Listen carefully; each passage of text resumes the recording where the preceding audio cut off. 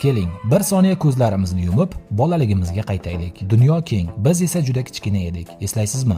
Ertalab uyg'onsak, uyning ichi iliq. Dadamiz yoki onamiz allaqachon turib pechkani yoqib qo'ygan bo'lardi. O'tinlar chirsillab yonardi. Telefon, internet degan narsalar bo'lmasdi. Faqat do'stlar bilan vaqtimiz o'tardi xolos. Bolalarning sovuqdan qizargan yuzlarini ko'rishimiz bilanoq tushunardik. Tashqari juda ham sovuq. Ko'cha bizning internetimiz edi. Qordan yasalgan tepalik biz uchun eng baland tog' kabi edi. Chana bo'ladimi, kartonmi, qog'ozmi, g'ildirak, diskasi, xullas nima topsak shuni minib sirpanardik. Eslaysizmi? Qo'llar muzlab ketardi. Qo'lqoplar qotib qolardi. Shimlarimiz qor bilan to'lardi. Ammo biz sovuqni sezmasdik. Aksincha, qalbimiz iliq bo'lardi. Qorong'u tushguncha o'ynardik. Eng qizig'i, hech kim kasal bo'lmasdi. Balki o'sha baxtning o'zi eng kuchli davo bo'lgandir. So'ng hammamiz uyga yugurardik. Dasturxon bugungidek to'lib toshgan emasdi. Issiq tandirdan uzilgan non, sariyog' yoki qaymoq. Shu bizga ortig'i bilan yetardi. O'zimizni dunyodagi eng boy odamdek his qilardik. O'sha paytlarda vaqt boshqacha o'tardi. Hamma narsaga ulgurardik. Darsga ham,